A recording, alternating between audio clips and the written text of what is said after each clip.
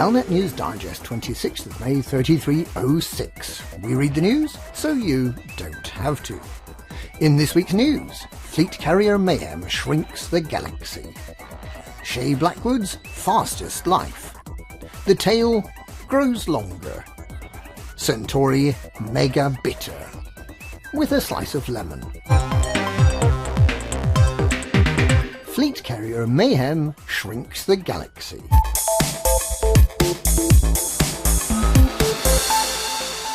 There has been chaos in the galaxy this week, with Brewer Corporation, in association with DFS Furnishings, offering a bargain basement never-to-be-repeated offer of a fleet carrier for 1 million credits. The 13 systems with sales rooms were turned into parking lots, with more fleet carriers circling in neighbouring systems, trying in vain to get somewhere where they could buy their new vessel a few post-sales upgrades.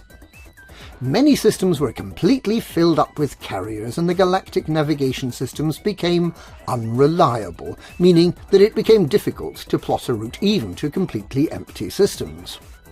Nonetheless, explorers, with the exception of Commander LCU No Fool Like One of Canon Research, arrived with ease at those previously impossible to reach stars high above and below the galactic plane. The free flight week has now ended, with commanders discovering that their nearly free fleet carriers were nearly free for a very good reason. That they had a built-in kill switch and have now been turned into the space dust that Pirate Commander Dav so much likes. Fleet carriers are expected to become available for keepsies within the next month. The Aphelion expedition, consisting of 8 Deep Space Support Array carriers and 2 support carriers, plans to set off as soon as fleet carriers become available. The organisers of the Distant Worlds 3 expedition have strenuously denied that the expedition will consist of 10,000 ships crowded onto a single fleet carrier, which will be piloted by a sole commander from Sol to Beagle Point in a couple of days, while everyone else gets some well-deserved rest and relaxation. But it probably will be just that. Just remember to tip your driver as you disembark.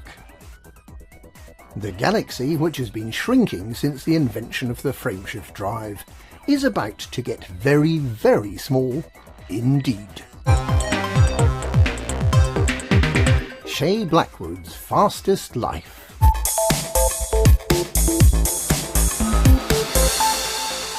Despite a relatively poor turnout for the Buckyball Racing Club's Signs of Life race, has demonstrated once again that it is thinking outside the box and meticulous planning that wins the race.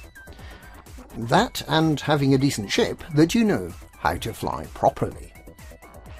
While the racers in regulation class were face-planting planets to get their 9 scans, Commander Blackwood worked out that scanning notable stellar phenomena at Lagrange points was far faster than repeatedly trying to get down to a planet. After a lot of research to find systems with several Lagrange points, each of which had several life forms, he was able to perfect a route spanning 11 systems with a total of 67 life forms. He only attempted the route 3 times and unfortunately only clocked a total of 61 life forms within the available 60 minutes, as the 6 life forms in the last system were all hiding. The 61 scans were still way ahead of the 24 scans achieved by gallant runner-up Azzy Elbob. In the regulation class, Commander Alec Turner was pipped at the post by Elastul Marfer, with Aiken B coming a creditable third. There's a buckyball race coming up every month for the next 3 months, each offering something new and exciting to do with your spaceship.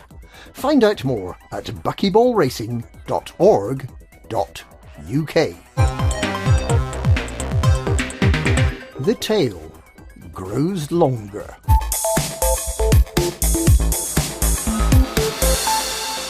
Scribbling Senator Drew Wagar has discovered more lore, after someone suggested he read the books about Senator Kahina Loren.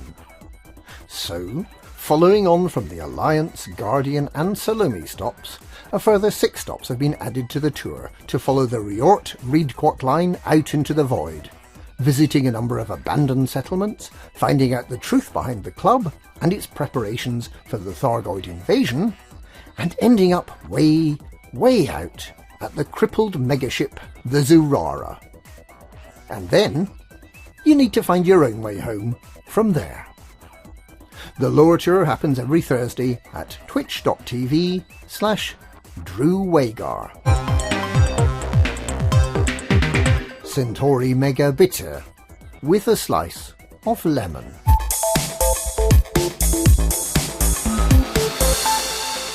Commander LCU No Fool Like One is the one owner of a temporary fleet carrier who failed to reach his destination.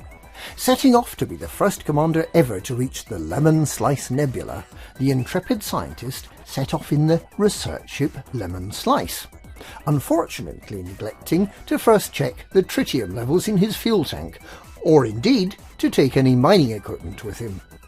He got to within 2 jumps of his destination before he ran out of fuel. Tapping the empty gauge in disbelief, he placed a call with the fuel rats, who had to patiently explain that they do not yet provide a service to fleet carriers.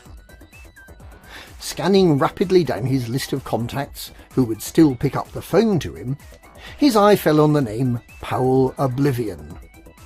And in an amazingly short time, fleet carrier Arcanon's Gin had pulled up beside the Lemon Slice, with more than enough tritium to make the final 2 jumps, but not enough to get back home. And then he encountered the next problem. The next system on the route, HIP 63885, apparently had no free slots for a fleet carrier, despite the complete lack of any fleet carriers in that system.